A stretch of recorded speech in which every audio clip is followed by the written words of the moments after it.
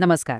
आज आपण पंडित श्रीराम शर्मा आचार्यजींच्या उदारता और दूरदर्शिता या पुस्तकातल्या काही खूप महत्त्वाच्या विचारांना समजून घेणार आहोत. चला तर मग या विश्लेषणातून पाहूया की आपली संकुचित वृत्ती सोडून एक उदार आणि दूरदृष्टीचा दृष्टिकोन आपल्या आयुष्यात किती मोठे आणि सकारात्मक बदल घडवू शकतो. तर या प्रवासात आपण 6 महत्त्वाच्या मुद्द्यांवरून जाणार आहोत. सगळ्यात आधी आपण संकुचितपणा म्हणजे काय आणि तो एक दोष का आहे हे पाहू. त्यानंतर टीकेच्या दुधारी तलवारीबद्दल बोलू. मग त्यावर उपाय म्हणून गुणचिंतनावर लक्ष देऊ. पुढे विचारांची खरी उदारता काय असते, धार्मिक कट्टरतेमागचं सत्य काय आहे आणि शेवटी आपल्या रोजच्या व्यवहारात उदारता कशी आणायची हे समजून घेऊ.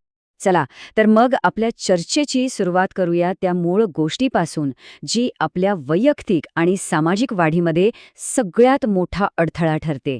आणि ती म्हणजे संकुचितपणा. हा फक्त एक छोटा मोठा दोष नाहीये, तर ही एक अशी भिंत आहे जी आपल्याला पुढे जाण्यापासून थांबवते.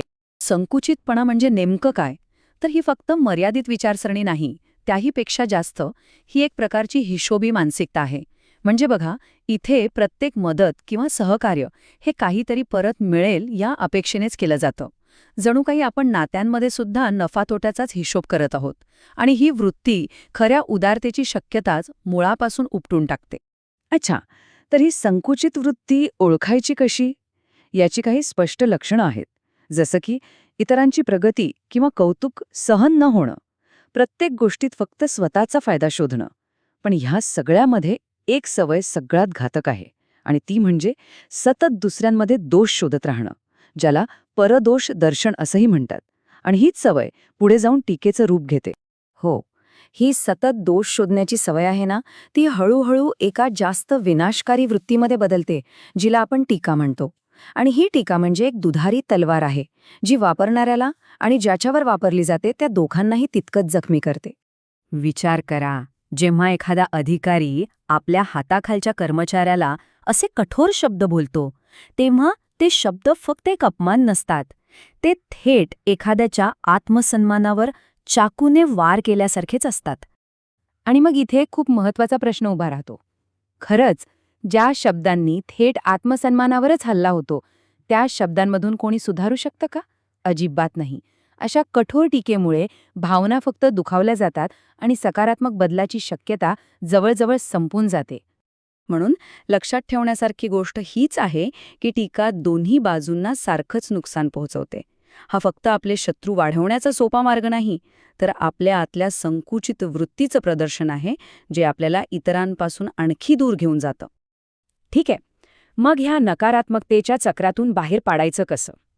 ह्यावर एक खूप सोपा पण तितकाच शक्तिशाली उपाय आहे, आणि तो म्हणजे गुणचिंतन. सोप्या भाषेत सांगायचं तर इतरांच्या चुका शोधण्याऐवजी त्यांच्यातल्या चांगल्या गोष्टी जाणीवपूर्वक शोधण्याचा आणि बोलून दाखवण्याचा सराव कर. याबद्दल गोस्वामी तुलसीदासांनी किती सुंदर सांगितलंय. ते म्हणतात की संतांचं चारित्र्य कापसासारखं शुद्ध असायला हवं, जो स्वतः कितीही त्रास सहन करतो पण दुसऱ्यांचे दोष झाकतो. किती मोठी गोष्ट आहे ही. आणि हे फक्त पुस्तकातल्या गोष्टी नाहीत हं.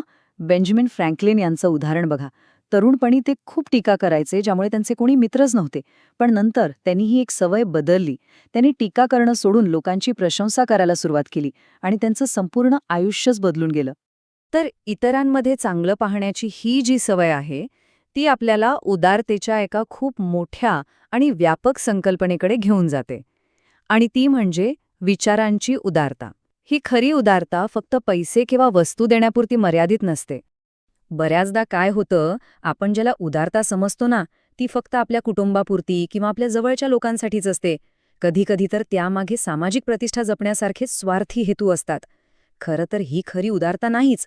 हे तर संकुचित वृत्तीचंच एक वेगळं रूप आहे. आणि आता आपण या वैचारिक संकुचिततेच्या एका अशा रूपाबद्दल बोलूया, जे कदाचित सर्वात धोकादायक आणि आव्हानात्मक आहे. आणि ते म्हणजे धार्मिक कट्टरता. ही खऱ्या उदारतेची सगळ्यात मोठी परीक्षा असते. हे बघा, आपल्या धर्मावर श्रद्धा असणं यात काहीच गैर नाही. उलट ते खूप महत्त्वाचं आहे. पण अडचण तेव्हा सुरू होते जेव्हा ही श्रद्धा फक्त आमचाच धर्म श्रेष्ठ ह्या भावनेत बदलते. हीच भावना मग पुढे जाऊन संघर्ष आणि द्वेषाचं बीज बनते. या संदर्भात हजरत इब्राहिम यांची एक खूप मार्मिक कथा आहे. ही कथा आपल्याला शिकवते की आध्यात्मिक अभिमान किती धोकादायक असू शकतो आणि असहिष्णुता आपल्याला देवापासून किती दूर घेऊन जाऊ शकते. या दैवी वाणीचा संदेश किती स्पष्ट आणि खोल आहे, नाही का? जर देव स्वतः इतका सहनशील आहे, तर आपण इतरांचा न्याय करणारे कोण?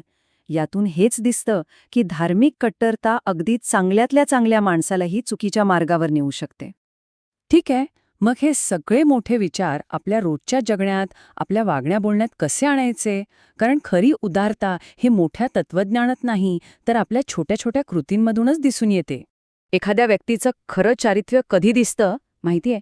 ते मोठ्या किंवा शक्तिशाली लोकांशी कसं वागतात यात नाही, तर जे त्यांच्यापेक्षा कमकुवत किंवा लहान आहेत असं समजलं जातं, त्यांच्याशी ते कसं वागतात यात दिसतं. आणि हेच आहे व्यवहारातल्या उदारतेचं खरं सार. प्रत्येक व्यक्तीचा, प्रत्येक समाजाचा मार्ग हा त्यांच्या गरजांनुसार आणि परिस्थितीनुसार बनलेला असतो. दुसऱ्याच्या मार्गाला कमी लेखणं ही एक खूप मोठी चूक आहे. खरी उदारता तर सगळ्या मार्गांचा आदर करण्यात आहे.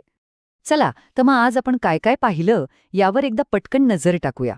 आपण संकुचित, दोष शोधणाऱ्या मनापासून सुरुवात केली. टीकेचे दुष्परिणाम पाहिले आणि गुणचिंतनाचा उपाय वापरून एका विशाल आणि उदार वृत्तीपर्यंतचा प्रवास कसा करायचा हे समजून घेतलं. आणि या संपूर्ण चर्चेचं सार एकाच वाक्यात आहे. खरी महानता इतरांमध्ये दोष शोधण्यात नाही, तर कापसासारखं बनून इतरांचे दोष झाकण्यात आणि त्यांचे चांगले गुण सर्वांसमोर आणण्यात आहे. तर मग जाता जाता एक विचार करूया. हा उदारतेचा गुण आपल्यात आणण्यासाठी आज आपण आपल्या आयुष्यात असं कोणतं एक छोटंसं पाऊल उचलू शकतो?